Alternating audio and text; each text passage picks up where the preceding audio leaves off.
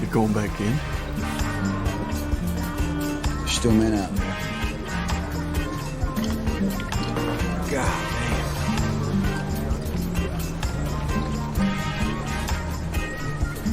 When I go home, people ask me, "Hey, who?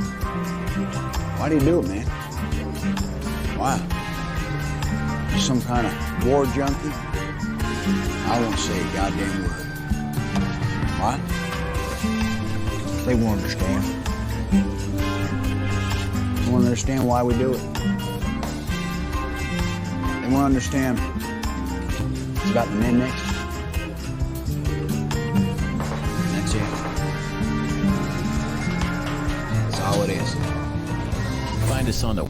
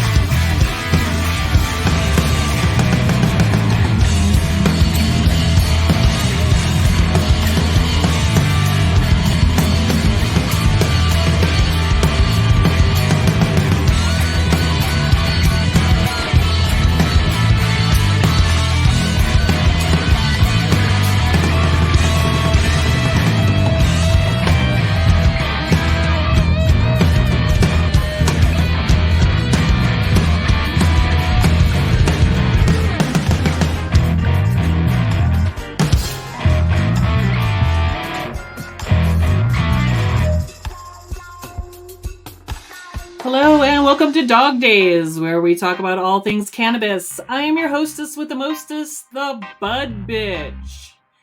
In today's episode, we have a very special guest, Miss Shelley Stanley, founder of the environmental organization Upland Grassroots, who is currently working on a major bioremediation project in Maine utilizing hemp. And so, welcome, Shelley. Welcome to the show.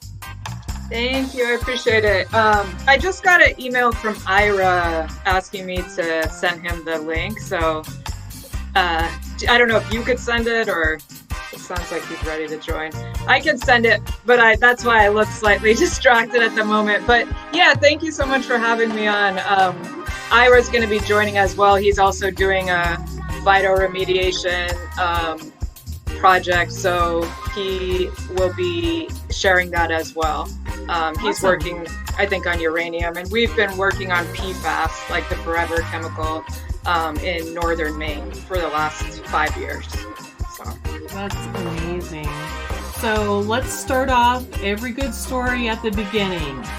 Tell me about Shelley Stanley. Where are you from? What kind of background do you have? Yeah, so I'm like a multiracial person. My dad's black and Japanese, and then my mom's white. And I've lived all over, but right now I'm in Maine. And I've been here for like 7 years.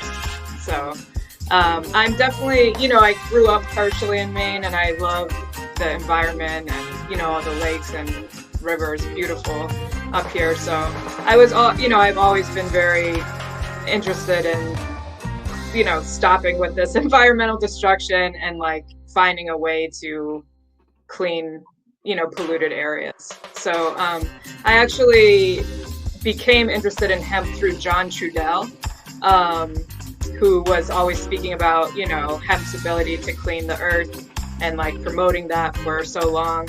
And so I really studied him before, starting this project.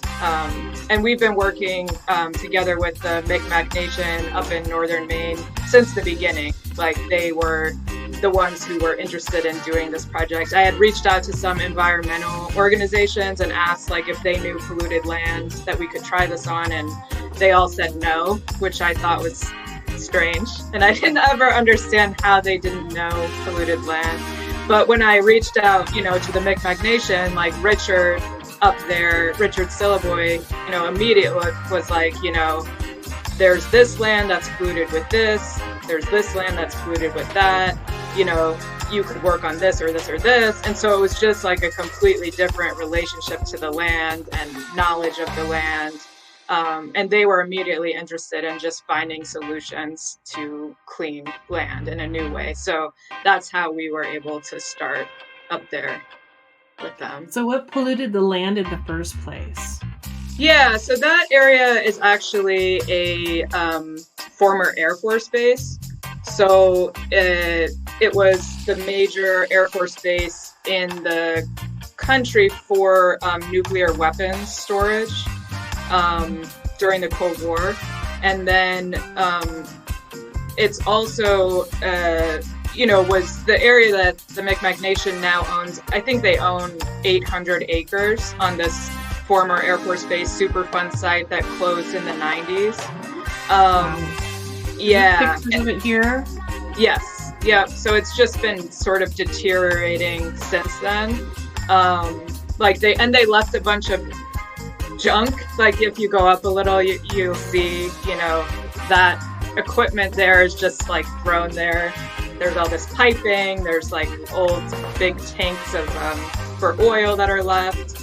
So there's just like it's a very strange site because it's like deteriorating since then. And so the part that we're growing the hemp on right now was a former firefighting training area. So they would set, I think, large planes on fire, or parts of planes, and then put them out. And so there's a lot of that residue of the fireman's foam. Exactly. I'm not sure exactly the proper word for it, but the fire retardant foam that is very toxic. Am I right in that? Exactly. Yeah. So basically, they sprayed that foam, and now it is just still there in the soil. It's in the water. They don't know how to break it down at this point. So it's called the forever chemical because the bond is in the chemical is so strong that no one really knows how to break it apart. And it also lingers. It doesn't, it lingers. So it's in the soil, in the water. It can go into plants. It goes into animals. So it's just sort of like throughout that environment. So we have been doing a lot of testing just to kind of understand the extent of the contamination and, which areas. So, yeah. Wow. And so you're not necessarily a native company. You're working with a native tribe to clean up a site that's on their land, correct? Yeah. Well, I mean, the organization wouldn't have existed without the Micmac Nation, and they are on Richard is pretty much a co-founder. He's on the board. Fred Corey's on the board. It's all, so it's definitely I think it would be a mixed group. And yeah, Richard's been very instrumental. I mean, the whole,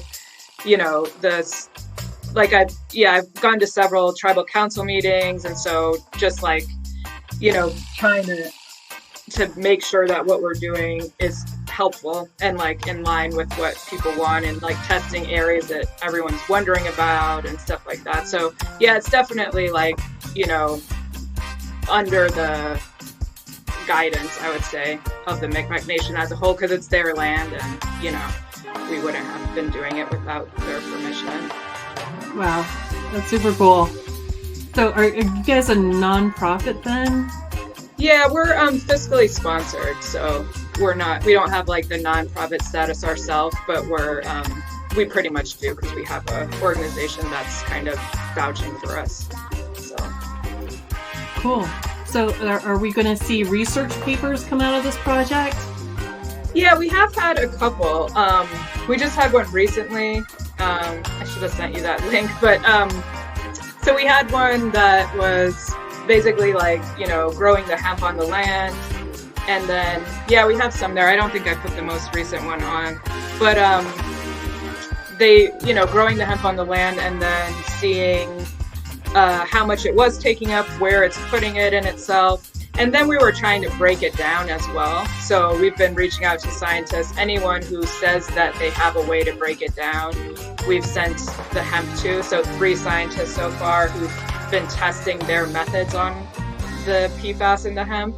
And it's been like pretty promising. I mean, the most recent one in the paper that came out in January, she was trying to turn it into biofuel. And so, yeah, so it worked to some extent. Like some of the PFAS got broken down. Some of the PFAS increased. Ooh. Like, PFOS increased, and we don't know why.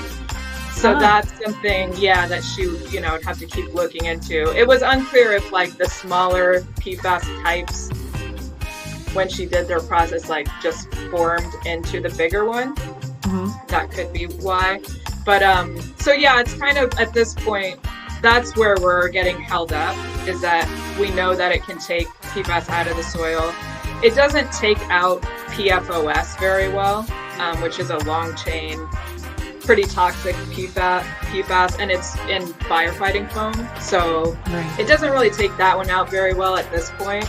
But the other ones that it takes out, like it's now in the hemp, and then we need it to be gone completely, so we don't just put it somewhere in a landfill or something. But the science hasn't really caught up to that point yet. So that's kind of where we're stuck. Yeah, with this chemical. But other chemicals, don't have this problem. So you could do the same thing with hemp and actually break it down after, Wow. So I know in mining out here in the West, we have mining operations and that sort of thing that kind of dirties up the soil and the environment. So hopefully you guys can kind of spread out and go to different areas that are contaminated and help other communities as well.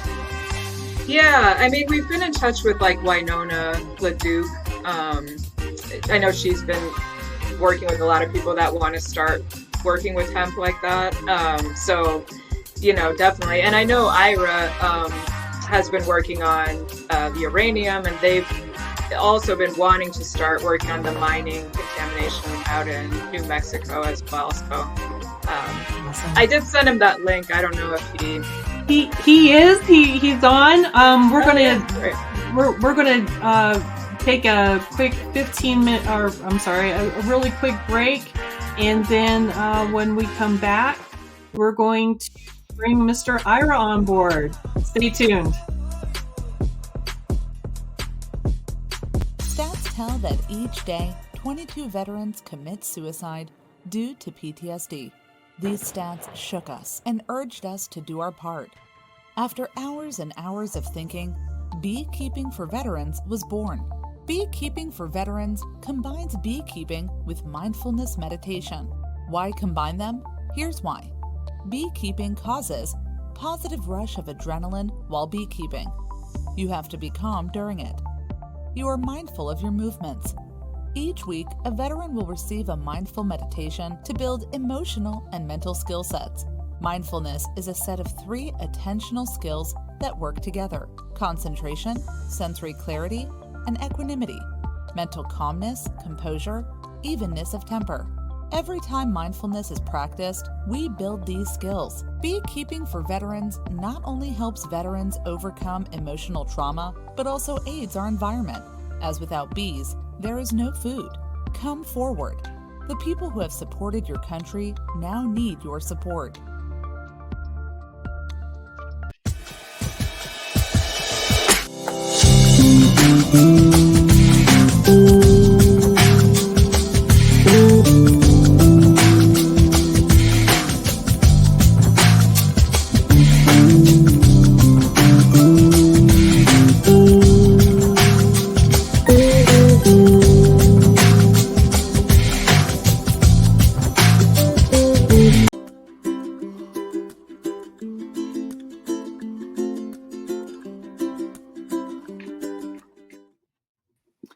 And welcome back to the show, everyone. We have a special guest with us who joined us during the break, Mr. Ira Van Dever, who is owner-operator of Turquoise Indigo Fiber in Arizona. Welcome to the show, Ira. Oh, yeah. Hey, thank you for having me. Appreciate it. Thank you. So we've been having a conversation with Shelly, and she's been telling us about her environmental organization who's doing fantastic, amazing work in Maine. And so we're going to go ahead and touch base with you. Tell us, for folks who don't know who Ira is, let's go ahead and have you tell us a little bit about yourself, Ira. Sure. First of all, thank you for having this space and welcoming us into it. And I'm really excited to do any kind of educating and informing about hemp and cannabis that I can. That's what I've been kind of doing, a lot of the research and development for the past, I guess, 4 years or 5 years. We started a company called Turquoise Indigo Fibers, and we've been doing a lot of hemp and Navajo churro wool blending. And these blends are mostly from what we've been raising on the Navajo Nation, the techniques we've been using on the Navajo Nation for a long time. If you go down a little bit further, you can see my on the page that you were just scrolling. If you go down a little, right there in the middle of the pictures is my grandma in a beautiful velvet. Yes, there. That's how we all kind of got started with fibers. And this picture is probably around the time that I was maybe 5 or 4 years old. And I used to sit with my grandmother in help her with these looms. And then in the background, you can kind of see how it's set up on the warping. So we've been experimenting with replacing the warp with hemp fibers due to the strength and all that kind of stuff. And what we do is we operate kind of a zero waste operation. So we've been taking a lot of the waste of the hemp and the waste of the wool and using it to build things. I think our main goal as Turquoise Indigo Fibers is to kind of create circular economies based around weaving, and hemp fits right in. I think hemp is just a byproduct of this whole operation that we got from my grandmother. She didn't speak a word of English. She only spoke Denebazad. So that's kind of where I come from. I think that was cool that you brought it up. Thank you for doing that. And she passed during the pandemic. So we've kind of picked up everything. I think we noticed that we're the uncles now. We're the dads now, and eventually becoming the grandpas and the grandmas. So yes, those are the products that we use. And we don't use any synthetic fibers or unnatural dyes or toxic anything. We just try to do everything natural. And because of that, being an herbalist is kind of a requirement of what we do as well too. So it's kind of the long introduction of what we do. Beautiful product. It's gorgeous. Those colors are so vibrant, and that's all natural dyes that you use. Absolutely. And a lot of Amazing. the dyes are medicines and old traditional techniques that my grandmother used to use. Fantastic. So what do you got going on here? What is this cool? Uh, I don't want to like say, but how can you say it for me? The show, like, how is yourself? Is it Bud? You know what A we're talking? bitch. Yeah, Yeah. it's kind of hard for some people to say. My radio manager can't bring himself to call me a bitch, so he calls me Bud. But I'm from the reservation. I'm from Wind River Indian Reservation. I'm a Northern Arapaho tribal member, and we love our res dogs. You know, they're all around, and everybody has their favorite res dog. So that's kind of my background a little bit. And so ergo the bud bitch. I'm into hemp and cannabis. I'm a hemp farmer. Going to get some of Winona's seeds in the ground here coming up very shortly, and see how that does with the land out here. It's very high arid, like high desert land, and I'm just really excited to see what happens. Just graduated from the University of Maryland School of Pharmacy, have my Master of Science in Medical Cannabis Science and Therapeutics. So very interested in the healing properties of it as well. I'm a 22-year veteran, disabled combat veteran as well. That's how I got this gig. The Military Broadcast Network is a nonprofit that helps gives voices to veterans and their causes and their interests. And I'm there like, be careful what you ask for, because I'm all about medical cannabis and hemp. So that's what No, I that's what love I'm it. all about. I saw the commercial and I was like, oh my God, we were just dealing with our bees this morning. And my grandfather was a Marine, so a Navajo code talker. And when he came back from World War II, breaking all the codes and everything, my grandmother had to deal with all the PTSD, with the trauma and everything, the nightmares that were happening. I don't know how many times she woke up and his hands are around her neck, and a lot of what she had done had been around the weaving. So a lot of the therapeutic stuff, the herbalism and things like that, she had integrated into his world, the gardening, the animal husbandry, and providing, that support for what she was supporting the entire 9 kids they had, and she was supporting the entire family with this weaving. So the PTSD and all that kind of stuff was so real in our family. It wasn't until my grandfather got into the Native American church and he started with peyote and other herbal tobaccos and those ceremonies that he started to get right again in his mind. And I love what you're doing. It's just a natural connection with warriors in the old time. There was just like, when you come back into the normal society, with all us normal civilians and stuff, and you got to figure out how to deal with us, right? And how everything's going on, because we don't know the real deal. And I think my grandfather found that through the herbalism, and cannabis and hemp are no different. I don't know why they get such a bad rap. They get such a terrible, terrible rap on just from the public in general, from the scientific community especially, and all the resource extraction. It's just like a huge target on them, because it's the real deal.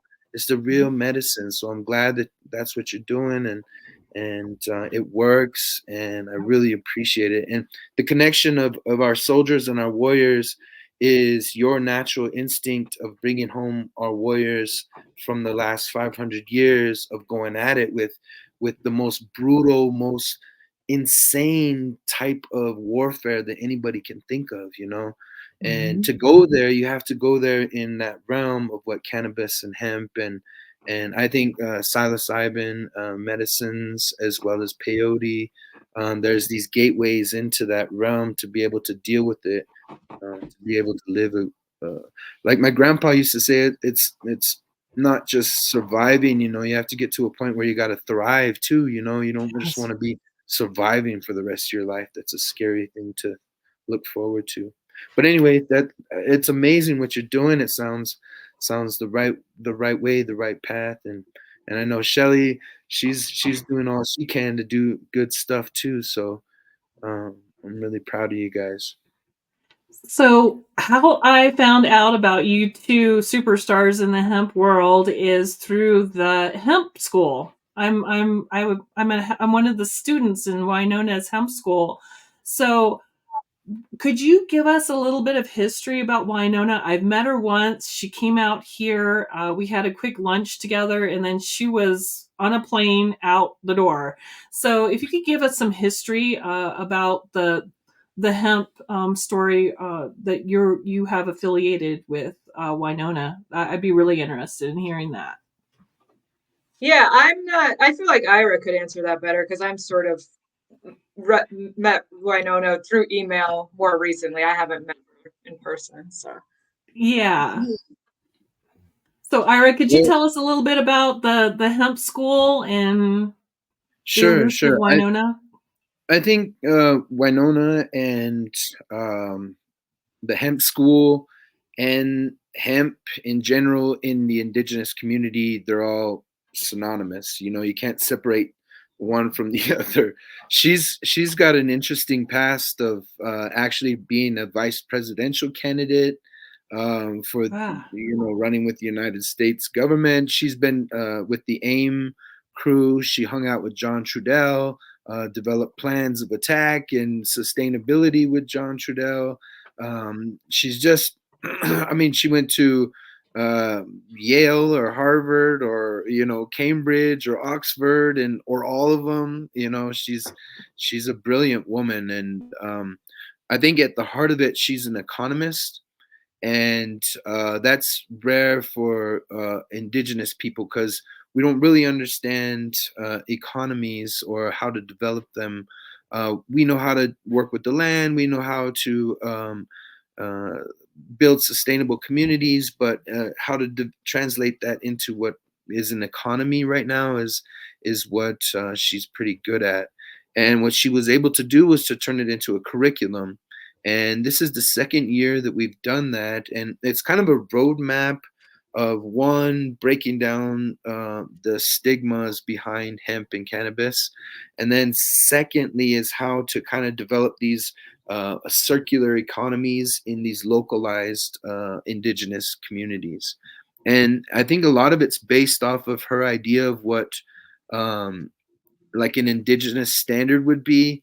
She really believes that in this life we don't have to exploit people. We don't have to take advantage or take too much or just be an asshole, basically. We can be human beings and still be successful and thrive. There's no sense in creating a world where people are trying to get over on each other. And I think that's her whole basis. And she was just like sick of it. So she finally, in her, getting into her stages of being an elder, she's developed a plan on how to go about this in a way that we don't get assassinated. Because she grew up in those times where people got killed for speaking up for a plant, or people got killed for speaking up for women, or people got killed for having different ideas. And I think that kind of stuff still kind of goes on, but like more in a inadvertent way. And she's kind of creating this space where we can all kind of navigate this crazy maze, I guess. And that's the school. It's called Hemp 101. And basically it tells you all the possibilities and give you resources and allows you to come into the space, in a safe space where people speak to you frankly and with an indigenous perspective.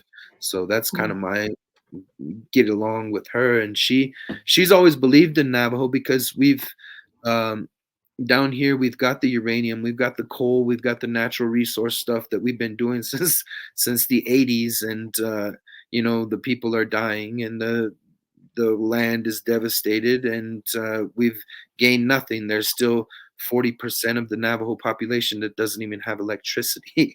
oh, So goodness gracious. That's crazy. we're trying to like bring that kind of basic stuff to our indigenous communities, and that's where I know Winona.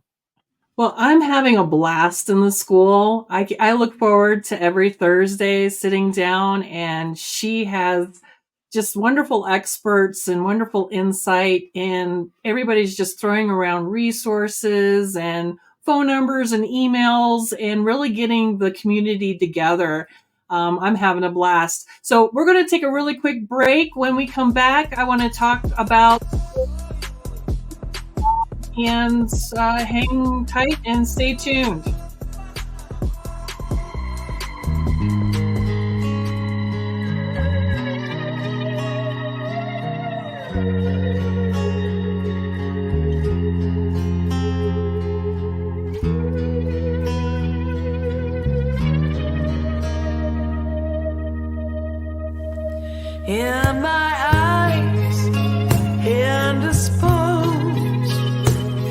in disguises no one knows, hides the face, lies a snake, and the sun in my disgrace, boiling heat, summer stench, neath the black sky looks dead.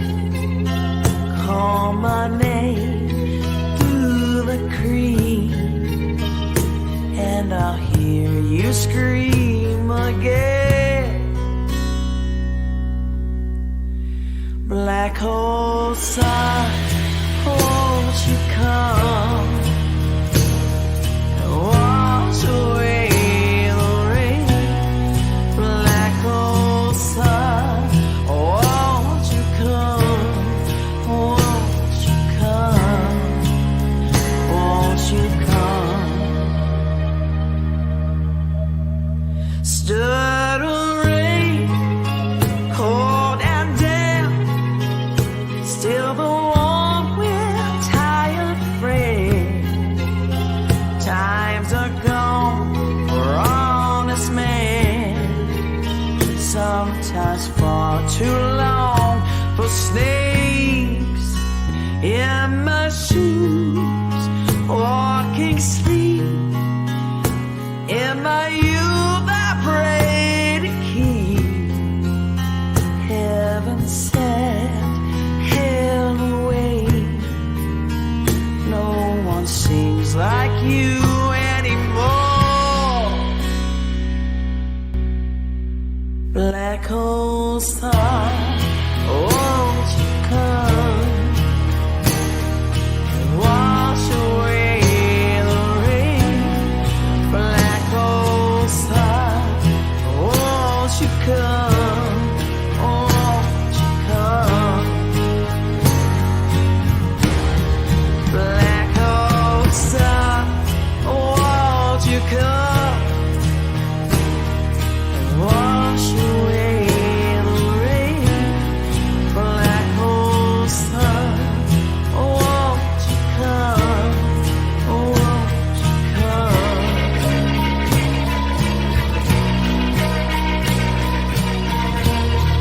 Won't you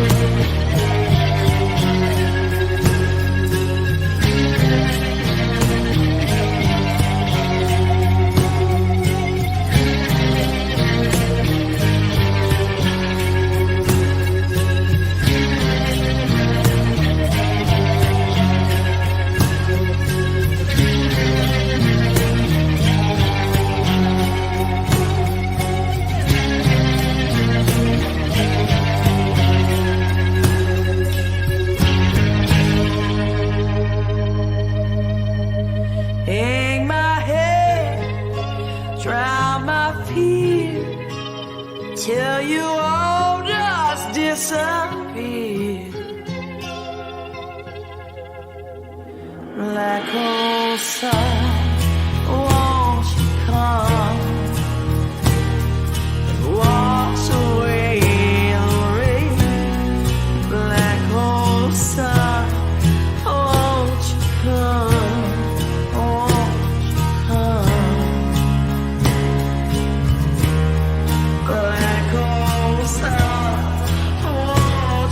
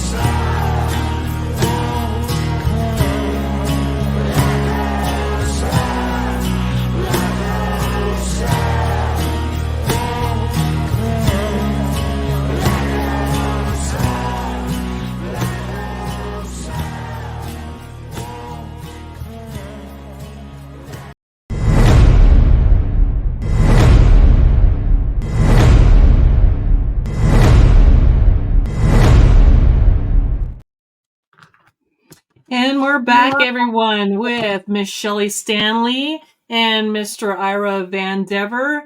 And we've been sitting around talking about hemp, and now I'd really like to get into some more bioremediation conversations. Mr. Ira? Hilarious. Hey guys, Welcome back. thanks. Got my kiddos here, so Hey. hey, hi. Beautiful. This is Hi, Suta. baby. This is a Din Din. Say hi. Got them outside Beautiful. doing planting, and they got assignments to do. So Nice. oh yeah, okay. Sorry about that. That's okay. It's all good here in the doghouse. Mhm. I So we guess were so. talking about bioremediation, and Shelley was telling us that you're the Navajo Nation is kind of facing a lot of the same things that we are here on Wind River. A lot of the uranium, the drilling, oil is just making a huge mess out here. I have some property, and I have to drive by to get down to the Wind River.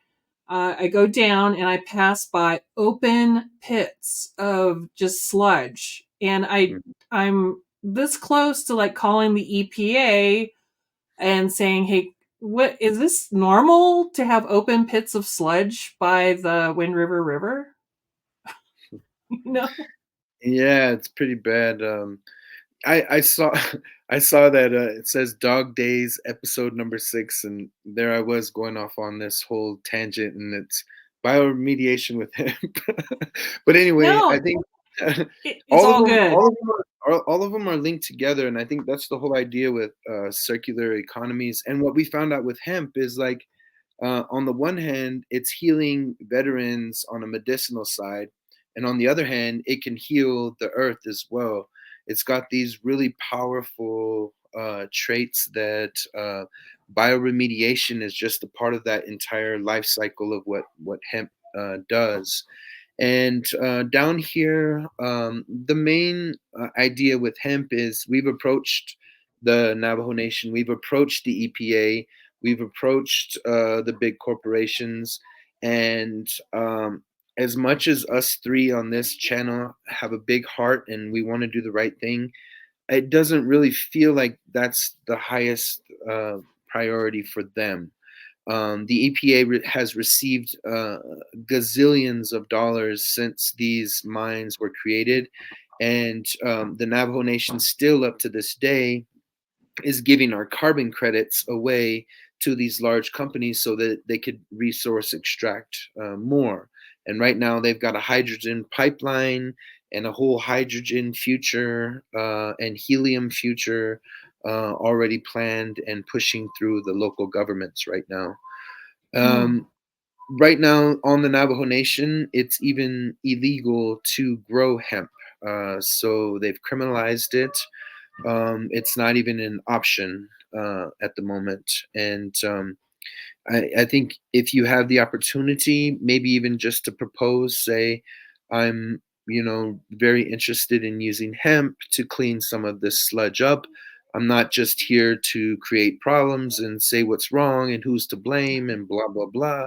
That has gotten a lot of us who, like, we have mentors that are like activists like Winona, from Big Mountain, and they took shots and fired at the FBI and get off our land and da da da da da. And somehow the Hopi and Navajo still have problems over lies, propaganda and what they're able to do and how they're infiltrating our entire movements that involve sovereignty, protecting the land, all humans living in harmony together. And, it's just the weirdest dystopian nightmare that we're dealing with. But if you're with the ability to grow hemp right now, where you're at, and someone to propose it to, I mean, we can get you. Uh, Something just crashed there in the background. That We sounded can get expensive. Get you seeds and the technical support and whatever you would actually need. And the good thing about Winona's class and her circle is you're able to get like the legal help, the highest levels. I didn't even know some of these levels existed, but when you're in Washington and you're you're trying to draft bills and like the 2024 Farm Bill, there's a guy named Marcus Grignon that's been working really hard to get a lot of those bills passed that involve tribes and hemp and how we're able to use it to clean up. And remediation can happen with sunflowers or cottonwood trees or whatever you can think of plants and the biology of this earth has been doing it forever. There's just natural uranium everywhere. There's natural sludge and oil everywhere. Plants have been doing it, and we can do it faster with hemp.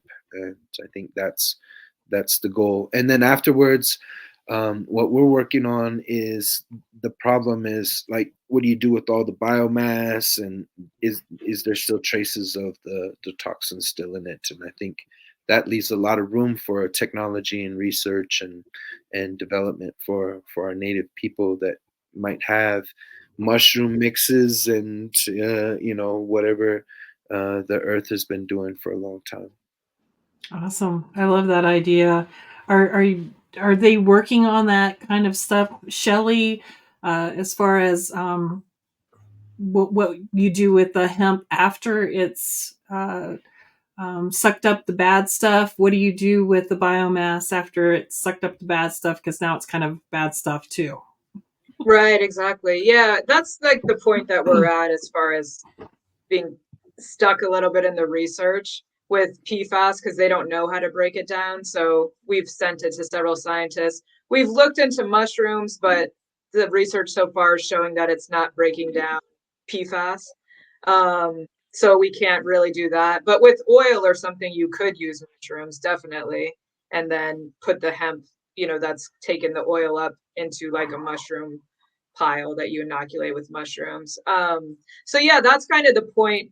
I think that needs, like Ira was saying, like more research, more funding, like being able to work with hemp is all new anyway. So this is all just like, we know hemp can take out chemicals, but learning everything about like which chemicals, where is it putting it, how much is it taking out, what do we do then, like all that's still to come. So I feel like the more people that are looking into it, and sharing the information, like the quicker we can start cleaning up different areas, so it's all, Fantastic. yeah. Are you working with a university or a state organization? I know you're working with the tribes, and that's awesome. Yeah. Are you also working with something on a more national level, a university level as well? Yeah, we are working with like the Connecticut Agriculture Experiment Station, the University of Virginia, University of Albany, Princeton, wow. University of Minnesota. Yeah, we've just been, anyone that's like doing interesting PFAS research, we all just are looking. I Google PFAS like every day, read the latest news and like if anyone's done any research, and then if they do something interesting with breaking it down, I'll just reach out to them and see if they'll take our hemp and like study it, their process. So yeah, we've been able to work with a lot of people, and I think that has really helped with not getting the pushback so much, because I was expecting pushback from like the Air Force or from maybe the EPA and stuff, and we haven't gotten any pushback so far, which has been great. I think the other thing about it in this case is that everyone is wanting a solution to this PFAS issue. Like, it's just a huge problem. There's so much money, that's billions going to have to pay out for these companies. So they even want a solution. The Air Force wants a solution. So the fact that we're looking for one, they've been supportive and they want something to come forward. So in this case, yeah, it's been helpful to have other institutions involved so that it's been, I think, harder to try to stop what we've been doing. It's almost like you guys need a conference or something where the community can get together and maybe help share stories and resources and research? Yeah, I'm Winona puts some on, it sounds like, hemp conferences and I'm like so sick of the conference oh yeah. world and the whole conference. I don't know if it's a circuit or whatever it is, and all of these things that where we have. I would love like the old days. Like I remember like my grandfather talking about the Navajo medicine men, and all the leaders would gather, out in nature and out in, somewhere that was the actual site, and you're actually doing stuff that is um, kind of practical, useful, sustainable, as well as I don't know. I think these schools and these classes and and sharing information is where the key is. We've been open about everything and trying to push everything that we can that way and share information. And the younger generation, like my kids running around doing what they're doing, I think they'll figure it out before we do. And but we're kind of kicking in the door right now. It's so surprising that we're just barely like saying, "Oh, we're not getting any kickback," or people aren't, going against us anymore, or it's so Yeah. new, so new, and I think we've got a long way to go, and this is just the beginning. I think having a hemp 101 will seem so primitive. It already does when I hear Shelly talk. I'm like, man, it's come a long way within the last 4 years, very long way, and I hope that that speeds up and then opens new doors on how, because I think the agronomy is the key. So when you're pulling in all of these toxins and stuff like this, and as you accumulate them, there has to be something out there, something that's working that neutralizes these things. And I think the seed studying and the agronomy is very important. And as long as we're able to do that without being, arrested or thrown in jail for, a long period of time, breakthroughs will happen. Because right now, like one of the biggest things is um, you can only have a certain amount of THC in your hemp plants, but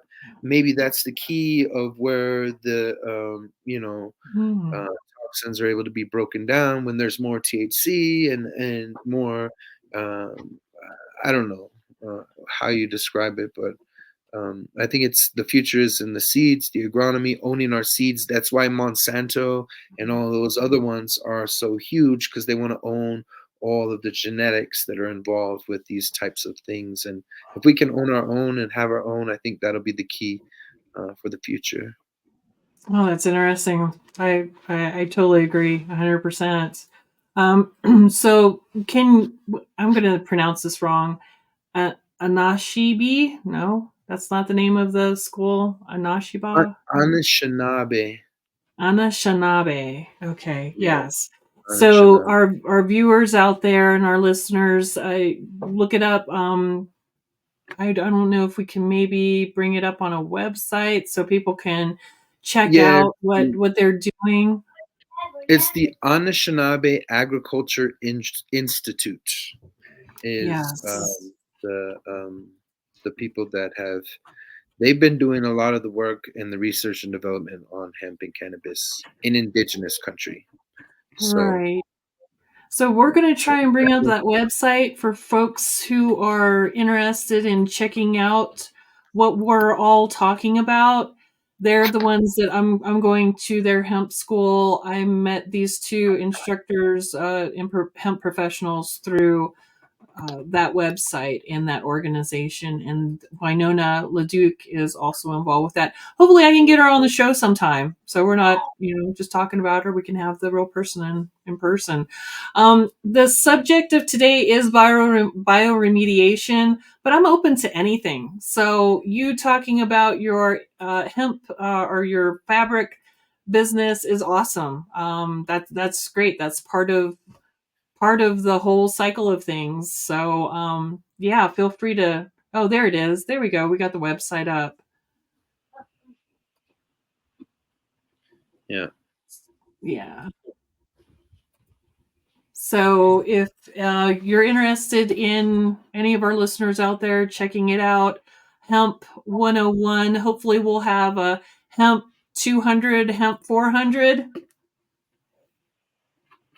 Yeah, I mean it's interesting because it's also new, you know. It was like what 6 or 7 years ago it was completely illegal, and you would get, yeah, like I was saying, thrown in prison for trying to grow fiber hemp, you know, and now it's just like we all can work with it for the first time in like 60, 70 years. So it's nice to just like try to, like, that's what we're sort of trying to do, is just like push it all forward as quickly as possible, you know, just like we don't, you know, just like get the knowledge, share it, keep going, you know, just to, because the future, I feel like we too, but the people in the future are going to have to know how to clean the land. You know, there's like no doubt about that. They have to have the tools. It has to be accessible. They have to know the whole process and like how to get it broken down. So the more like we can do to just get that solidified for them in the future, I think is important, you know, and completely necessary. Absolutely. We're setting the groundwork, and if the foundation is solid, then moving forward they'll be more successful and hopefully not have the problems and challenges that we're facing right now. So if we can pave a smooth road, and so we can do things in the right way going forward, hey guys, we're doing something right here.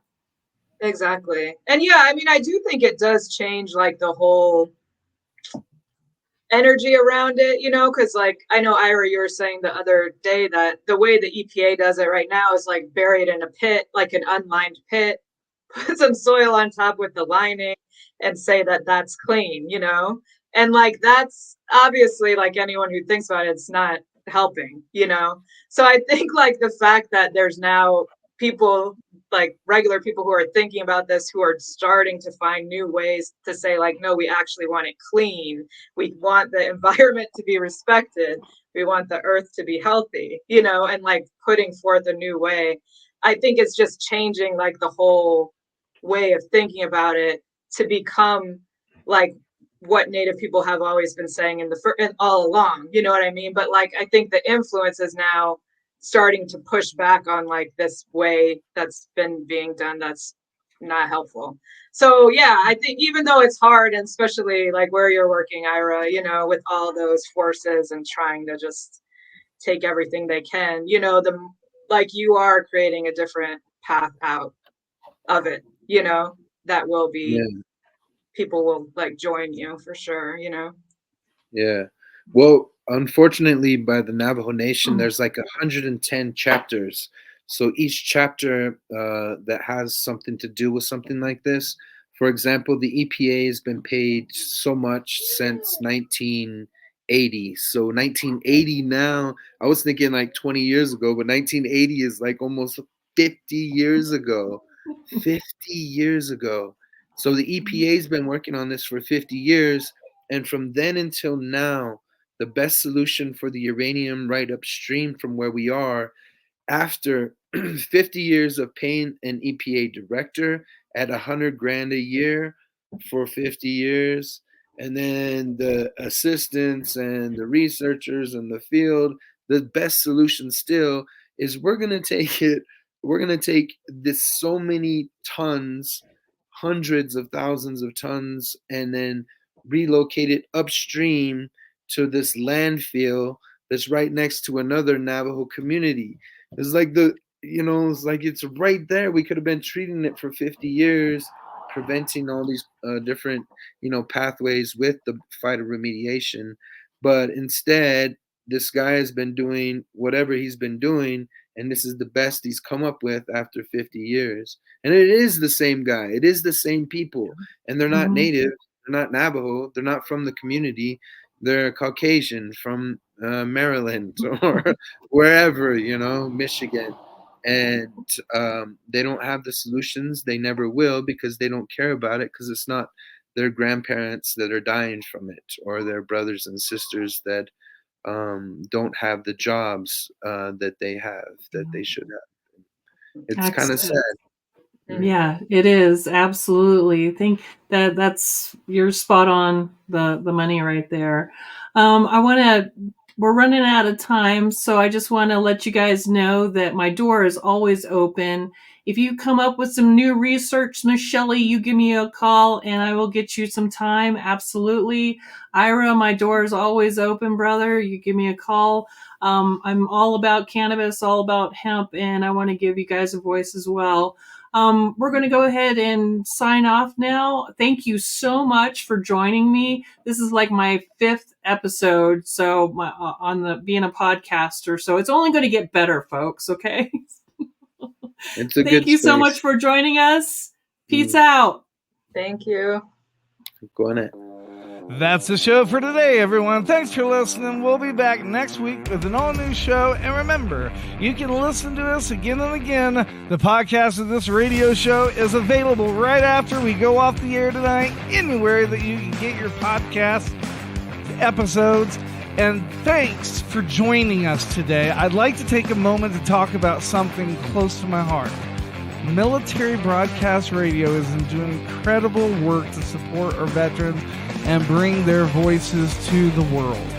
They rely on your generous donations and your dedicated volunteer hours to make it happen. I encourage you to consider supporting NBR in any way, form that you can. Use this QR code that's attached to the picture, or you can go to our website at mbradio.us. That's Mike Bravo Radio.us to learn more about how you can donate or volunteer even just an hour a week from your home. Help make a difference in the lives of our veterans, because once again, we're all here for you and not for us. We're giving our veterans a voice.